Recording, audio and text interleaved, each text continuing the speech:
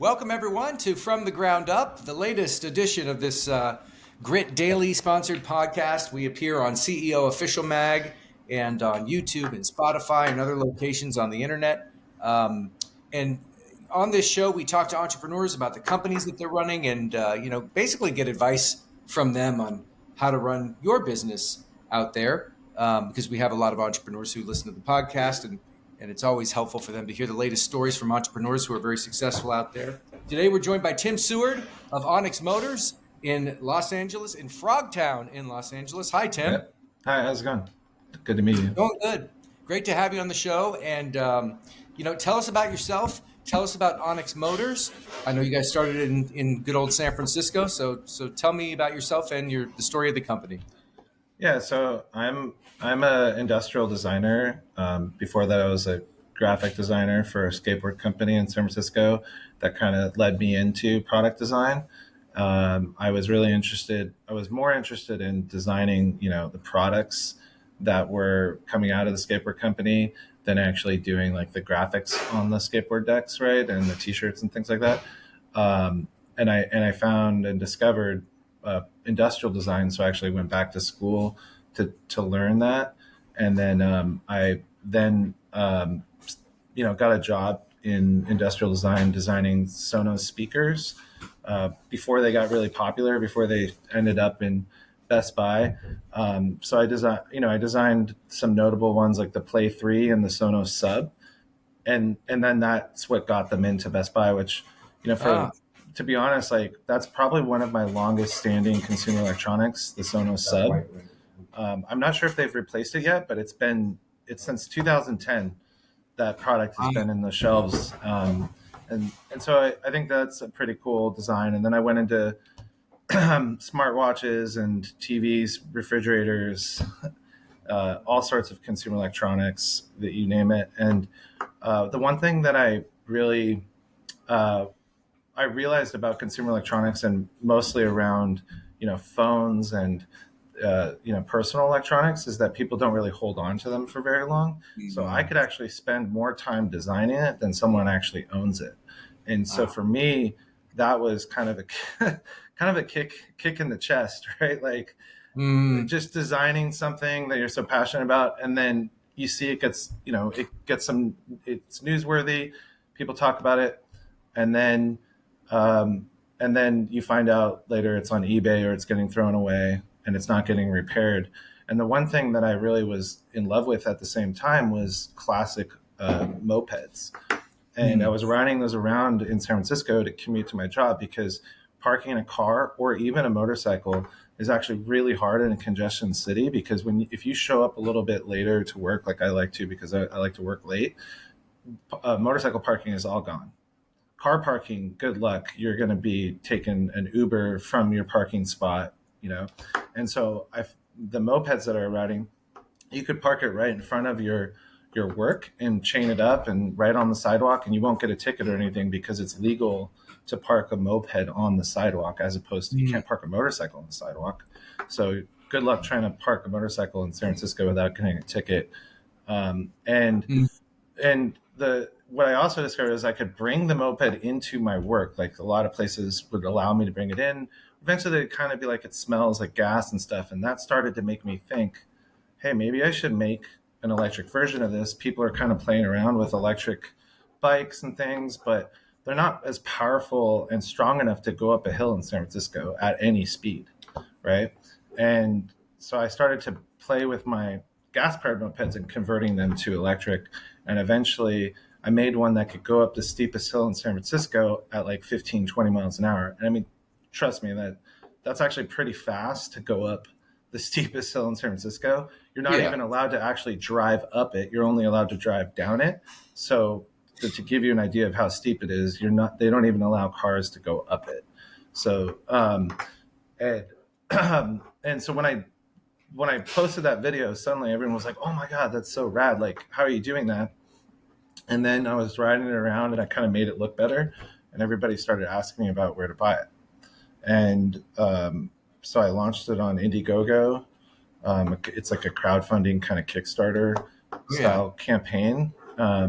And I made almost like $1 million in sales within, within 30 days. And, and at that point, I knew this was a lot bigger than I even anticipated.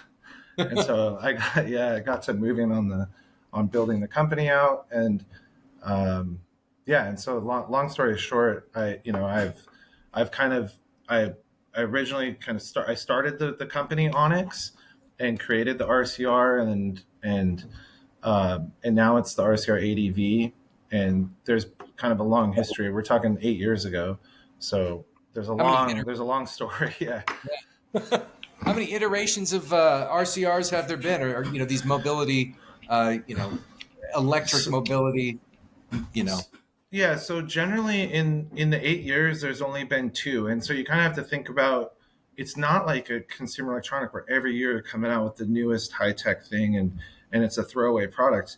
I mean, it's a product that people will buy and they'll cherish and they will modify and they'll take care of it, and if they want to move on to something else, or they want to get a new one, like because we're selling the Onyx 80 volt now, which is like leagues ahead of the previous model. They'll sell it to someone else who wants to take care of it, right? And that was the whole idea behind the product, was to make sure that I'm making a product that lasts and that people actually like cherish, and it's like a piece of furniture, right? And that's why the original one has a wood cover on the top. It's to kind of signify the fact that this is an item that you need to take care of, and kind of take care of like your own furniture. It's an interesting way to look at a product, because so many products right now are they don't last more than a couple years, and this is meant to last 50, 60, 70 years, Wow. if not more, right?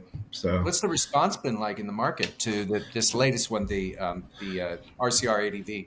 yeah, so the 80 volt, we took about 8 years of feedback and put it into the new product. So all of the little quirks and features that that the original 72 volt had, I addressed them and made them better, and I even added more things on top of it. So people are really excited about the navigation that it has. So it has onboard navigation like Android Auto and CarPlay.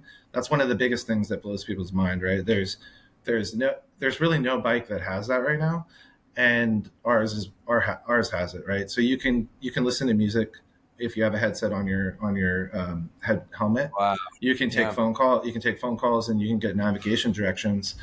Um, so that's a really big plus. And then on top of that, it's faster. So it's about it's anywhere from 15 to 20 miles an hour faster than the previous one. The previous one was 50 to 55. This is now 70 to 75 miles an hour. We market it as 65 miles an hour because with battery technology, especially on e-bikes, a smaller electric vehicle, the top speed is really dependent on your battery level and actually how much you weigh. So for me, my top speed is about 74 miles an hour because I'm 250 pounds or whatever. But so so You're a teddy bear. if yeah. So I'm not a light guy, and and other people who are lighter will be able to go faster. But it's also, again, voltage and it's battery level dependent, right? So 65 miles an hour, you're pretty much guaranteed to get that all the time. But anything higher than that, it's really going to be dependent on a lot of factors like terrain, wind Yeah. What resistance. about up the hills? How fast is it up the Oh, hills? so we have video footage of people going over 60 up a hill, right? And Really? here's the thing, like mopeds and stuff like that. They're not in motorcycles, right? You're not really, and even in a car, right? You're not supposed to be driving that fast on the road. But the point is that you're supposed to have that power to keep up with traffic, right? Just like any vehicle can go 120 miles an hour, but you're not allowed to drive it on the freeway that fast, right? But the reason why they can go that fast is because you need to be able to have the power and speed to be able to keep up with traffic, be able to change lanes and things like that. So if you have a vehicle that's limited, let's say to, 45 miles an hour or something like that, then you actually are going to have trouble, driving on the road with cars, and you're going to have more cars passing you, and which I actually feel is very unsafe, right? And that's the reason why people like the RCR and the 80 volt especially, is that you can stay with one or two cars and really reduce your or increase your safety, essentially, is a better way to say it, right? Because you're not having hundreds of cars pass you like on the side of the road, which just increases the chance of possibly getting hit by someone, right? Yeah. Which is very, very minimal. But in an infrastructure where we're more focused on cars than we are on two-wheeled vehicles, it's better to have a vehicle that actually can keep up with traffic than one that can't. And I think that's one of the things that is kind of a debate right now, because a lot of states and cities and things like that believe e-bikes shouldn't be able to go that fast for the safety of people. But the reality is that the reason why a lot of accidents are happening is, one, people aren't trained. They're not trained to learn how to ride these, which I think would help. And then two, the fact that they're really slow, so they become sort of a nuisance in the road. And then you got bad actors that and stuff like that. But the 80 volt is one of the things that makes people really excited, right? So they're able to commute, get to work faster than you would in a car in big cities, which is Yes. one of the big pluses. Yeah. So Living in San Francisco a long time myself, that's always been. I mean, I don't live in San Francisco anymore. I live in the East Bay, so it's more right, suburban. So there's a lot more right, cars. Both me and you lived in similar spots in San Francisco. We both lived in Diamond Heights, where some of those giant hills are. right, Uh, and I can definitely imagine you going up and going down those. And I recall seeing as I mentioned to you before the show, I recall seeing your vans with the logo on it, the ONYX logo. right, So definitely in San Francisco, it's just huge that even going there just the other night, San Francisco's kind of come back because of the right, AI. Even just the other night, I was driving around town with a friend. I was, just the traffic was, just like it's ever, as bad as it's ever been. Tough to get from one part of the city to another. Having a vehicle like one of the ones that you make would definitely make a huge difference. So, yeah. it definitely does. I mean, my commute was up in Diamond Heights or Twin Peaks, where I had I lived there for a couple of years, and I actually would commute down through kind of the industrial zone, out by the park, and then into the financial district. And if you imagine trying to do that in a car, like you're just going to get stuck 10 minutes into your drive. Where with a moped, and especially an electric one, you're able to kind of zip around and get past everyone.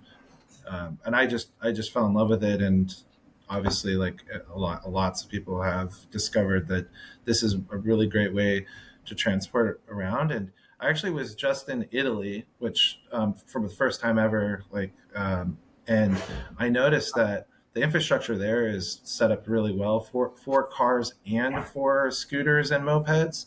And what I Really? noticed is a lot of people, a lot of people in Italy ride mopeds around to get around. And it makes a lot more sense, in my opinion, because when I was at a stoplight, you would just suddenly see like 30 mopeds get in front of me, and then they would just, take off, and you could tell that they're just getting to where they need to go way faster than a car. It's so congested. And I do see that as the future of this country, as more people realize that it's more affordable to own a moped, and it's more convenient to get around from A to B in cities. I do see this growing. There's just a lot of things going on right now where people aren't really used to it. But I think Mhm. in probably about 10 years, I think it's especially the younger kids are really getting into the electrification, which obviously parents and things like that are buying. They're not buying from us because we don't sell to kids, but I'm saying that there's other brands that do. And you can see that these kids, as they're going to grow up, and they're going to be more inclined to ride a two-wheeled vehicle than buy a car. There's just large groups of kids that are really into two-wheeled vehicles right now. So I think in the next 10 years, we're going to see a big influx, big shift. No, that's great. It's great that you're sort of at the beginning edge of that, and you are building this large community of riders, younger and older. Not specifically marketing to the young ones, obviously, but so Yeah. the entrepreneurs watching always are interested in go to market strategy, right?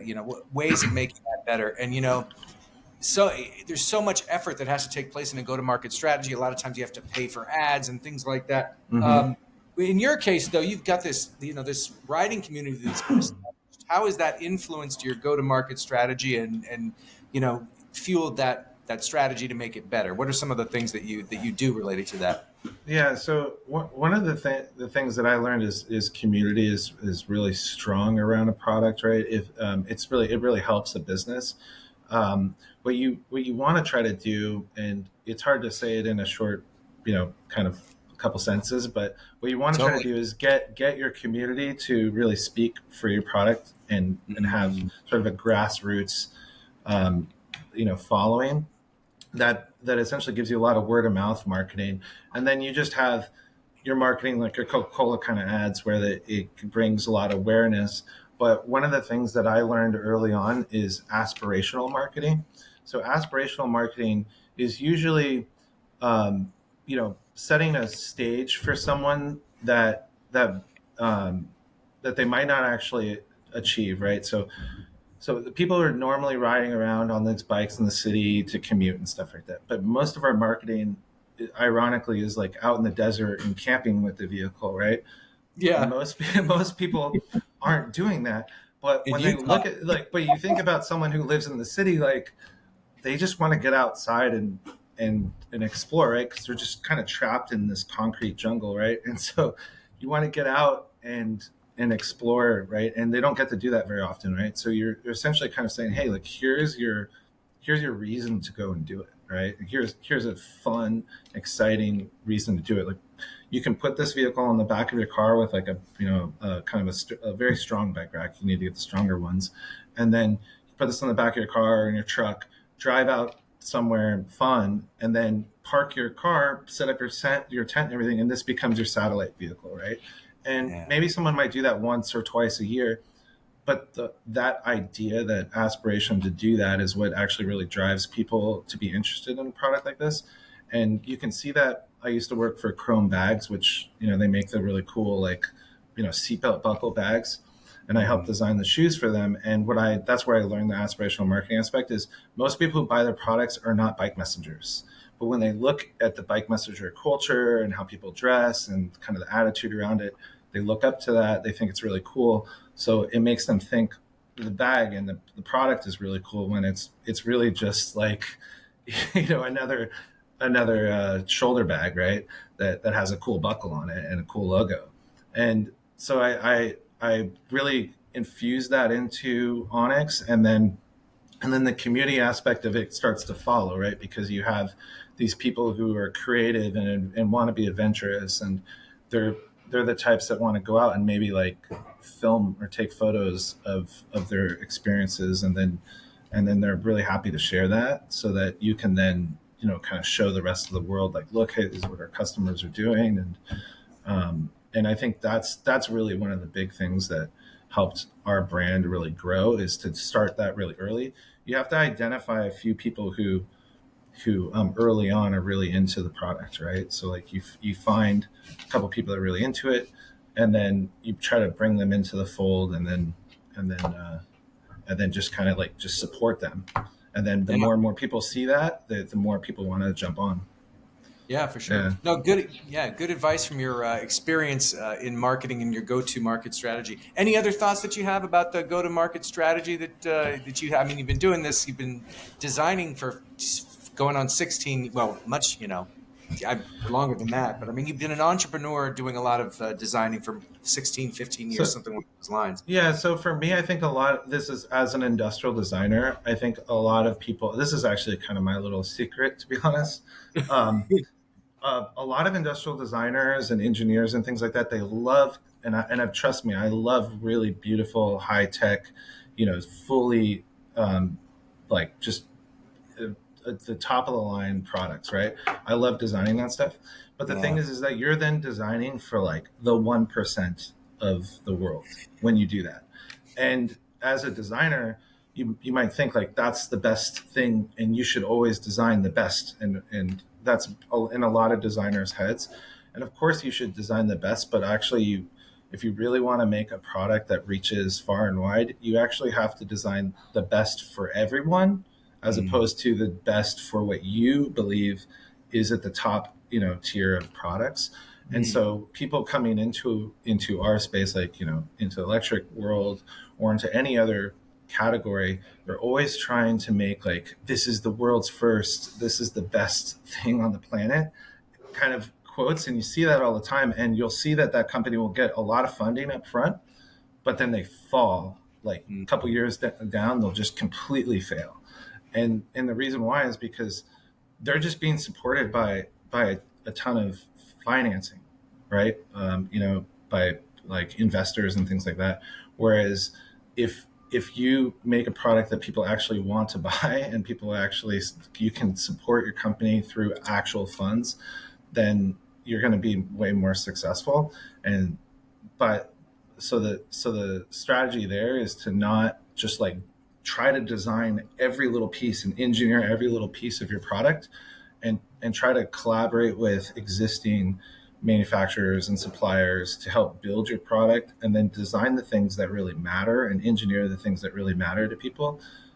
And then you're going to have a successful product. In my opinion, you can make that really like cool Halo product later. Like I wouldn't start with that. A lot of companies start with the Halo product, and you'll see they get a lot of buzz. They get in every publication, they get in the news and everything, but you'll see their sales are pretty much zero. And they're zero for like 3-4 years, which, I mean, they do sell some, right? But they're pretty much like in the negative, and they're in the red for years. And then the investors pull out, company fails. Yeah. So what you're saying is you got to go for that product that is going to hit the largest number of people first. Maybe you can do the Halo product later. Yeah. Or you could do both. Like there's always that opportunity to kind of, do the Halo product that gets people interested, but understand that people aren't going to buy that, right? Yeah. People are going. It's kind of like the best way to say it is, you can be a big fan of Ferrari, right? But most people don't buy Ferrari, right? They'll wear their shirts, they'll wear their hats because they can afford that. But for someone to actually buy a Ferrari, like everyone to buy a Ferrari, it would be ludicrous, right? But you could love Ferrari, and that's the idea. Is what I'm saying is you could make something that people love, but they won't buy it. You have to make something that people love and also purchase if you want to obviously have a sustainable company. And I think that's the biggest failure that I see. And honestly, like, I don't really like to say that because then I'm just like telling people how to survive. Too much. Yeah. No, but for sure, I think that the stuff that you're putting out there sort of separates you from the very beginning. Anyway, here I want to move on to, just one of the big questions that we always try to ask folks on From the Ground Up is about sort of the biggest challenge that you faced. We've been doing this, 10 years for just this one particular line of products, the ONYX. What's been the biggest hurdle basically as you're trying to, bring in a new series of products from the ground up, basically? I think well, the biggest hurdle for me initially was when I did design the product. I didn't have a ton of time to really like dial in all of the little functionality features of the original design. And so while people loved it, there was a lot of things that we improved on the 80 volt. And that initial challenge was that I had to shift to becoming, a businessman instead of a designer. And I had no time to design anymore. And so for me, that was more of just like an emotional challenge. Like I literally had to find someone else to run the company until I could come back and become the designer again. And that's actually what I did. So I ended up just going and designing for other transportation companies, and then coming back when the company had kind of blossomed enough to be able to bring me back as a full-time designer and not have to actually run all the operations and everything of the company, which honestly was just not my passion.